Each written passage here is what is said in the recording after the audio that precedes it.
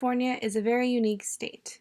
Within the state is the lowest point in all 50 states, Death Valley, the highest point in 49 states, Mount Whitney, the largest wetland in the West Coast, the Delta, and the Sierra Nevada mountain range, which holds one of the most popular national parks, Yosemite Valley. California was founded on an idea of abundance. People came to California for the prospect of land and health. One thing that is not abundant in California is water. California has a very unique landscape, and this has created unique problems in regards to water availability.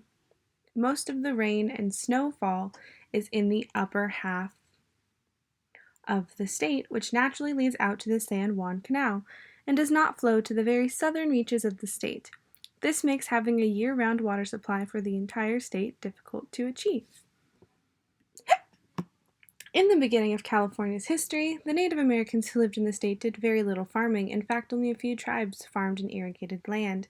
It was not until the Spanish missionaries came to California that the first real irrigation systems were made.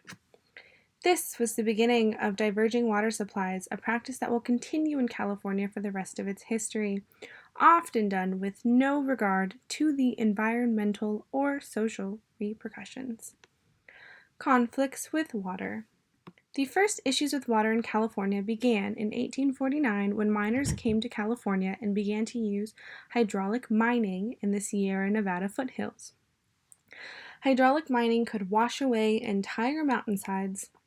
At the time, the miners and others did not know of things like runoff or silt and debris buildup, but they quickly learned.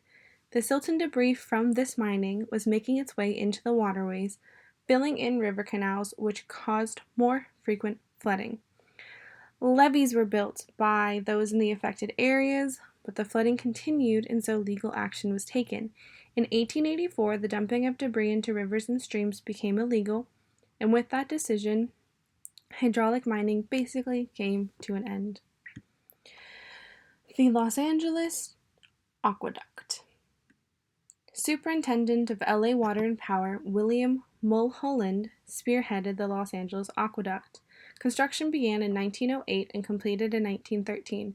It took water from the Owens Valley and transported it to the San Fernando Valley. This new water supply allowed for a very large increase in population. This was somewhat due to Los Angeles gaining new cities who wanted access to the new water supply, but also new people coming and settling in the Los Angeles area.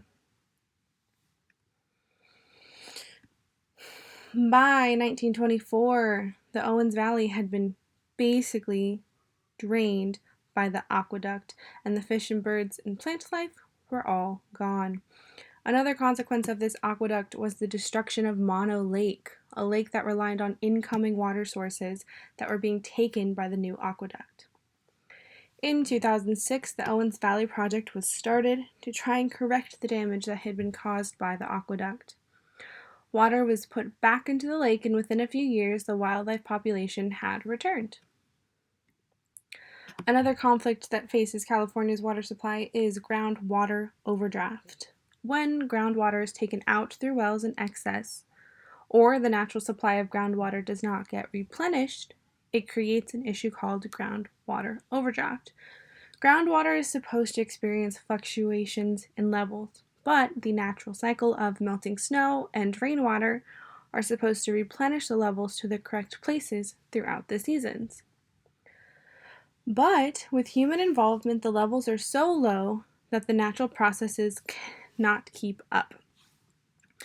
This process began in the 1930s and continues in some areas today. The land is literally shrinking and compressing, and since the emergence of this issue, many of the new aqueducts and water systems are moving water back into these groundwater supplies to keep more shrinking from occurring. The Hetch Hetchy Valley. By the 1920s, San Francisco had grown, and due to this growth, they needed additional water supplies. The Tuolumne River and the Hetch Hetchy Valley, which were both in Yosemite National Park, were wanted for this project. The Sierra Club, who was founded by John Muir, opposed the project. The Sierra Club The Sierra Club's goal was to preserve the Yosemite Valley, and it was their belief that the natural world should be left alone by people. The Sierra Club lost this battle, and the Hetch Hetchy Aqueduct was built. This decision is still not accepted by some, and there are still efforts being made to try and restore Hetch Hetchy Valley. The Central Valley Project. In the early 1930s, in an effort to create a year-round water supply, the California Division of Water Resources developed a plan to build a system of reservoirs in the Sacramento Valley and San Joaquin Valley. The governor of the time, Edmund Brown, or more commonly referred to as Pat Brown, is the one credited with the project. The project was funded by the Federal Bureau of Reclamation. The water captured is stored until it is needed, and then it is transported through the canal systems to where it is needed.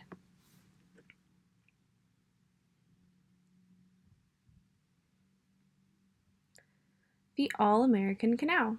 Another water project that was done in the 1930s was the All-American Canal. This canal brought water from the Colorado River to the Imperial and Coachella valleys, turning a desert area into a prosperous agricultural area that provides food for a large amount of people. California State Water Project. This project was conducted by the California Department of Water Resources, which was created in 1956. This project provides water to San Francisco Bay Area and Southern California. This project includes numerous canals, aqueducts, and dams. It not only supplies water, but it provides flood control, it generates power, replenishes groundwater, and provides recreation.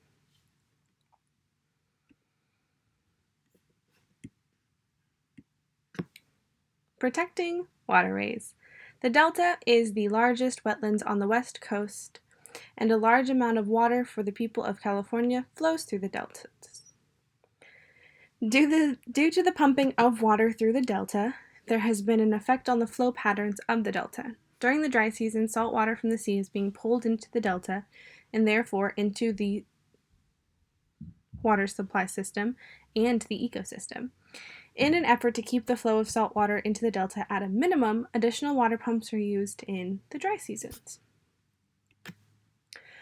Water is not an endless resource and needs to be treated as such.